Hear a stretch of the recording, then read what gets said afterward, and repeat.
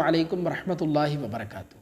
रमज़ान के महीने में अगर कोई बीवी अपने शौहर को हमबिस्तरी ना करने दे, अपने शौहर को हमबिस्तरी से रोके और तरह तरह के बहाने बनाए, मसलन गुस्ल करना पड़ेगा या नमाज़ पढ़नी है, कुरान की तिलावत करनी है या रोज़ा रखना है, या कोई दूसरा बहाना पेश करे और अपने शौहर को हमबिस्तरी ना करने दे, तो ऐसी सूरत में शौहर को क्या करना चाहिए, उसके लिए हुक्म शरई क्या होगा। देखिए, इसका जवाब यह है कि शौहर के तमाम जायज़ और मुबाह कामों की बीवी पर इताअत करना लाजिम व ज़रूरी है। उन तमाम कामों में एक काम शौहर का अपनी बीवी से हमबिस्तरी करना भी है।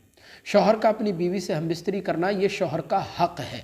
मिशकातुल मसाबी की हदीस पाक में है, हज़रत सैयदना अबू हुरैरा रज़ियल्लाहु तआला अन्हु रिवायत करते हैं, हुज़ूर सरवर कायनात सल्लल्लाहु अलैहि वसल्लम ने इरशाद फरमाया कि जब कोई मर्द अपनी बीवी को अपने बिस्तर पर बुलाए हमबिस्तरी के लिए और वो बीवी हमबिस्तरी से इनकार करे, अपने शौहर को हमबिस्तरी ना करने दे और फिर शौहर पूरी रात गुस्से की हालत में गुजारे, तो सुबह तक अल्लाह के मुक़द्दस फ़रिश्ते उस बीवी पर, उस औरत पर लानत भेजते हैं। अल्लाह अकबर।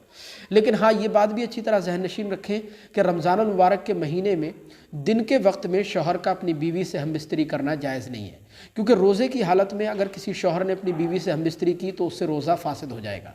लेकिन रात के वक्त में अगर कोई शौहर अपनी बीवी को हमबिस्तरी के लिए बुलाता है और औरत को कोई मजबूरी भी लाहिक ना हो, यानी उसकी सेहत ठीक ठाक हो, कोई शरई मजबूरी ना हो, फिर भी वो औरत टाल मटोल करती है या किसी चीज़ को आड़ बनाकर हमबिस्तरी से इनकार करती है, अपने शौहर को हमबिस्तरी से रोकती है, तो औरत के लिए शौहर को हमबिस्तरी से रोकना जायज़ नहीं है।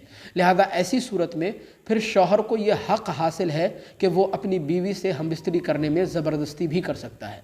हाँ, अगर बीवी की सेहत ख़राब है, मसलन उसकी तबीयत ख़राब है या कोई शरई मजबूरी है, तो फिर बीवी के लिए बेहतर है कि वो ये बात अपने शौहर को बता दे, और शौहर के लिए भी ज़रूरी है कि वो अपनी बीवी की सेहत का ख्याल रखे।